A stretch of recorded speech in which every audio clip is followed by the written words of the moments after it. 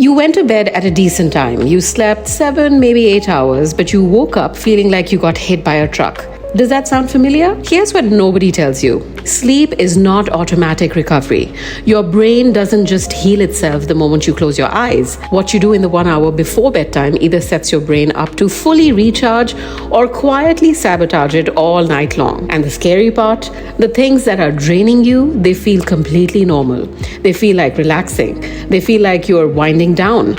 But today I'm going to show you 5 completely normal bedtime habits that are scientifically proven to steal your energy, wreck your sleep quality, and leave you exhausted every single morning. No matter how many hours you sleep, but you wake up feeling tired and exhausted. Do stay until the end because habit number 3 is one that almost everyone does, and it might just be the single biggest reason that you just can't think clearly during the day. Before we get into the habits, you need to understand one thing. Your brain has a shutdown sequence. Just like a computer, it needs to go through specific steps to properly save the day's information, clean out waste, and recharge its system. Scientists actually call this cleaning process lymphatic flushing. Your brain literally washes itself during deep sleep. But here's the catch. This process only works efficiently when your nervous system is calm, your body temperature drops slightly, and your brain shifts into a low alert state. Every single habit on this list interrupts that sequence.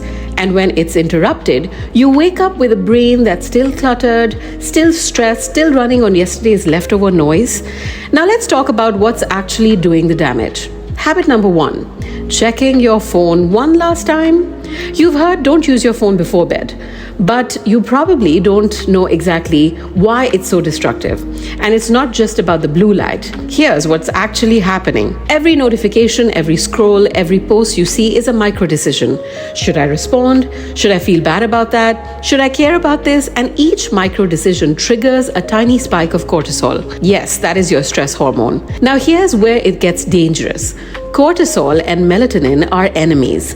When cortisol spikes, melatonin, the hormone that actually puts you into deep, restorative sleep, gets suppressed. So even if you put your phone down and after 5 minutes you fall asleep quickly, your brain never properly enters that deep sleep stage where real recovery happens. The result, you sleep 8 hours but only get the benefit of maybe 4 or 5 hours. According to many studies, it's found that bedtime phone use was directly linked to shorter deep sleep duration and higher next day fatigue, completely independent of how long people slept. The fix is simple.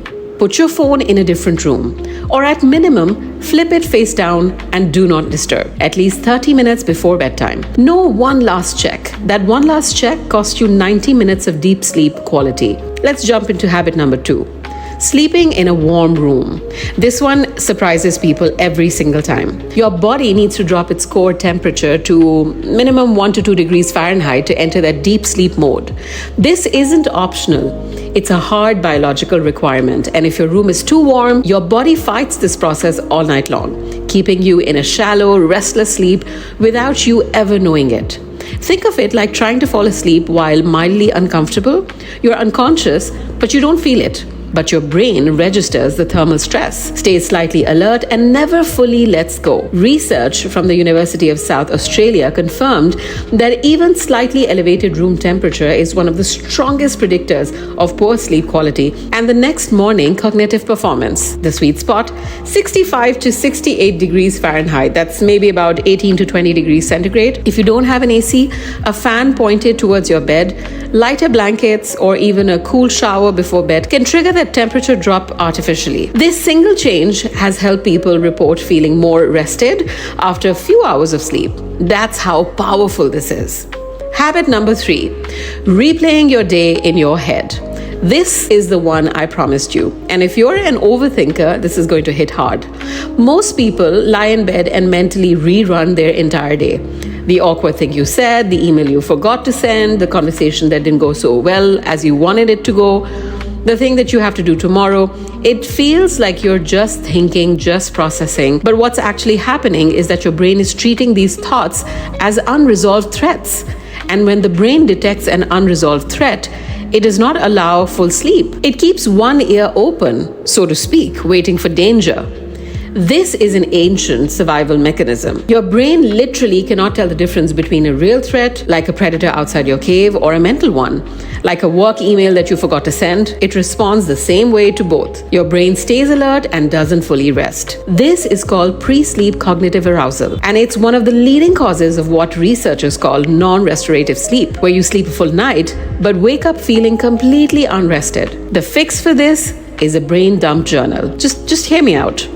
5 minutes before bed, write down every unfinished thought, work, task that's on your mind. This simple act signals to your brain, this is recorded, you can let it go. A 2018 study at Baylor University found that writing a to-do journal before bed helped people fall asleep significantly faster because it offloaded cognitive load. So don't replay your day in your head. Just dump it on a piece of paper and then let it go. Habit number 4, eating a big meal within 2 hours of sleep. Your digestive system and your sleep system are in direct competition for one resource: blood flow and metabolic energy. So when you eat a large meal close to bedtime, your body prioritizes digestion. Your heart rate stays elevated, your metabolism keeps running hot, and all of that physiological activity tells your nervous system, we're not done yet, so stay active. The result is that you spend the first 1 to 2 hours of sleep in lighter stages, your body temperature stays higher. Remember habit number 2? And your brain actually misses the early deep sleep window, the most valuable window of the entire night. So late night eating is also linked to more vivid, stressful dreams, higher rates of acid reflux, and measurably low REM sleep. The fix? Just finish your last meal at least 2 to 3 hours before bedtime. If you're genuinely hungry, a small protein light snack like a banana or a small handful of almonds won't sabotage your sleep the way a full meal will. The goal is just to arrive at bedtime with your digestion already complete. Let's jump to habit number 5, inconsistent sleep and wake times. This is the most underestimated habit on this entire list. Did you know that your brain runs on a biological clock called the circadian rhythm? And this clock is not just about when you sleep.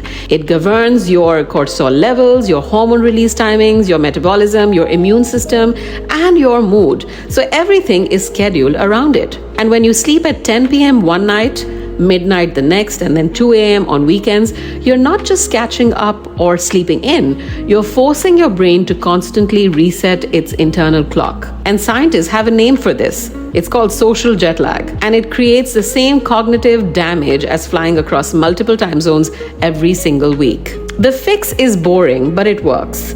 Pick up a wake-up time, keep it within a 30-minute window, 7 days a week. Yes, including weekends. Your brain will begin anchoring its entire hormone schedule to that time. Within 2 weeks, most people report falling asleep faster, waking up more naturally, and having dramatically more energy during the day. Consistency beats quantity every single time. So now that we've discussed all these habits in details, let's just recap the 5 things stealing your energy while you sleep. Number 1, checking your phone right before bed.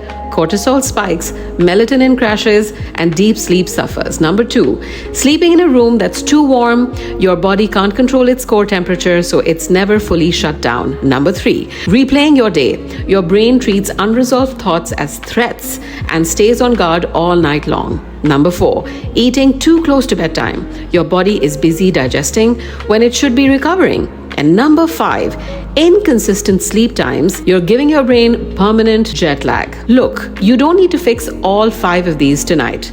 Pick one, the one that feels most like you.